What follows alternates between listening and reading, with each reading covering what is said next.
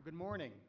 I think perhaps the single most unenviable place to be is following Mr. Hofmeister's speech, but that's the agenda and that's where we are for the morning. So my job in part is to get us back on schedule. A second ago, I don't know if the speakers noticed it, but for a second I thought we had a protester with a placard back there, but actually it's just a young lady with a big sign that says, "You are out of time." So I don't think it's metaphorical, but just take it literally. I have only a very few brief comments to make. I want to make sure we've saved as much time as we can for questions and answers. This is a great panel.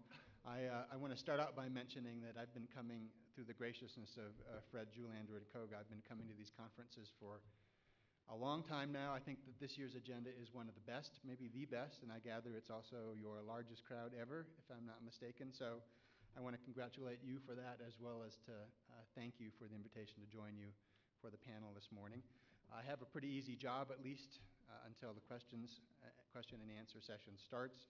I'll make a few brief remarks, and then as Tisha mentioned, we will hear from two speakers, and then we'll open this panel up to questions, and all five of us will be available for questions and for perhaps a dialogue among ourselves.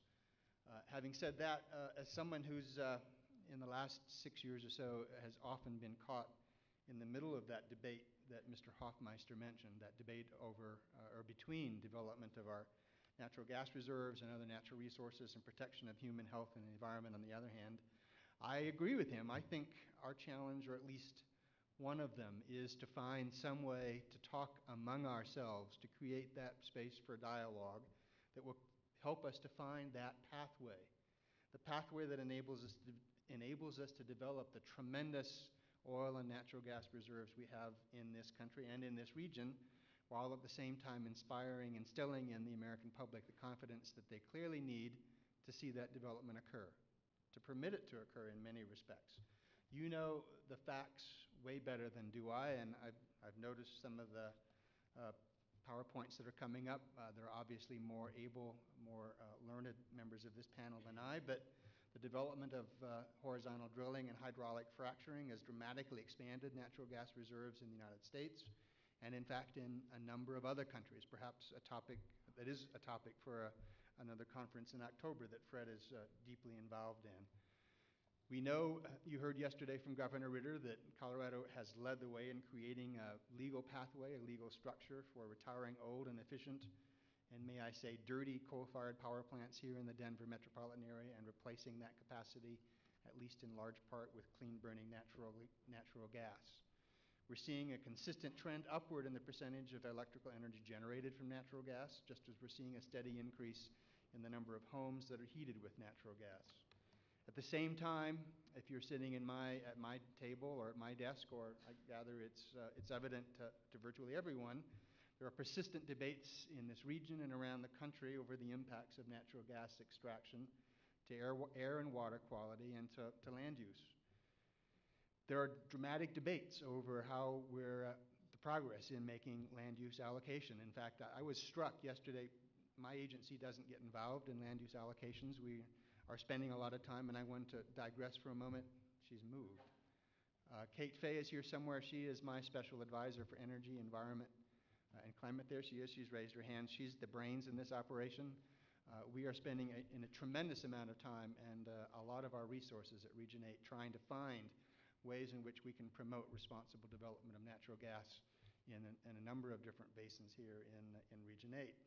But I was struck as I was doing a short Google search for information on leasing and permitting and other activities on federal lands here in Region 8 and across the country. I was struck, though, by the dramatic difference in views between, say, Kathleen Sagama on one hand and the Secretary of the Interior or the Undersecretary on the other hand. There is such a gap in how people view how things are happening that it really highlights for me the need for a conference like this where people can come and debate and discuss and perhaps try to find some common resolution to how we move forward, because it cannot possibly be good for us to have that kind of a perception gap in how we're doing in leasing and developing federal lands. But from where we sit, at least, we're seeing a lot of activity on federal lands. We're working very hard to try and find that responsible balance.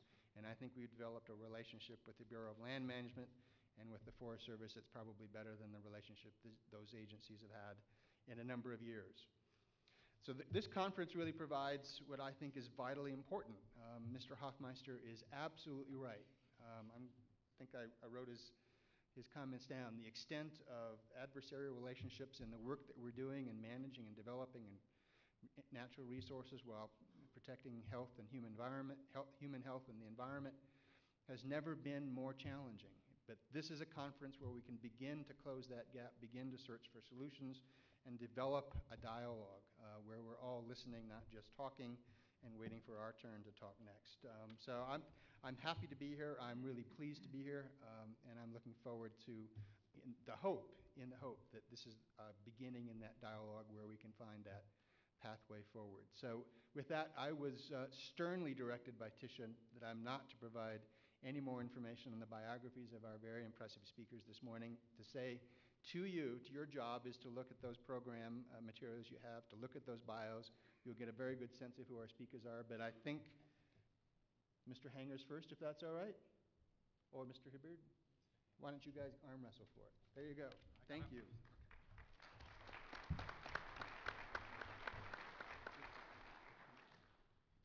See if I can get my presentation going here. Wow.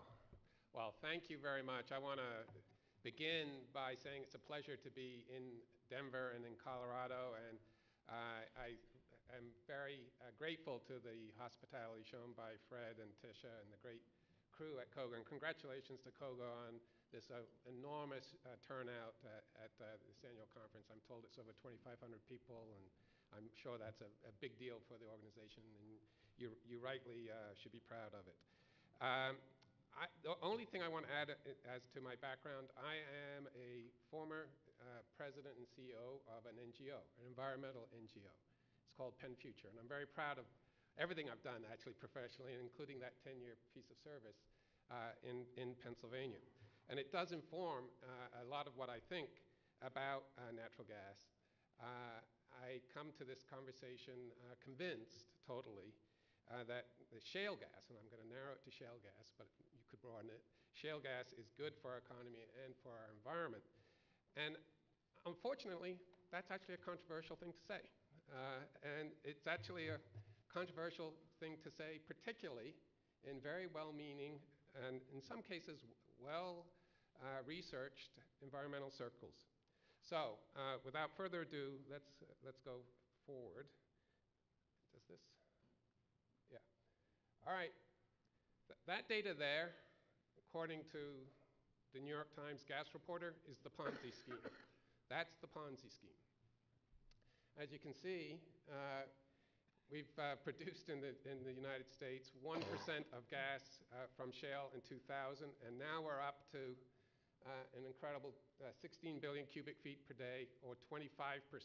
Somehow or another, that gets presented to the public on probably one of the two nation's leading newspapers as a Ponzi scheme. Now, of course, when he wrote that piece, none of that data was in his article, which is part of the problem. I want to thank you, however, for what you've managed to do as an industry with that data. Behind that data is a tremendous story. It's a tremendous story for consumers, first and foremost. It's the reason why, really, we have $4 per 1,000 cubic feet natural gas today. Without shale gas, without that 25% of production, we would not have $4 gas. That's a bit of a problem for some of you in the industry, but for consumers, it's a completely, totally unalloyed good. It's also the reason why this country had an oil price shock in the spring or the first half of 2011, but not really a broad energy shock. Had we not been producing the shale gas, and gas had been at $8, $10 a 1,000 cubic feet, which is probably at least what it would have been without that 25% of shale gas production, or perhaps even $13 a 1,000 cubic feet, where it was in July of 2008, we would have had a broad energy shock this year. Electricity bills would have been probably in many parts of the country 5 cents a kilowatt hour higher than they are right now. That's especially true in the Northeast and in those parts of the country that have competitive wholesale electric markets. Natural gas consumers at those homes that were mentioned by Jim would have been paying probably at least $5 a 1,000 cubic feet more for natural gas that they used to heat the homes this past winter. So thank you for what you've done. And that production is beginning to address some of our most critical public health and environmental problems. It has been mentioned that we are beginning to see a significant number of old coal-fired power plants retire. And one of the very real reasons that they are retiring is low natural gas prices.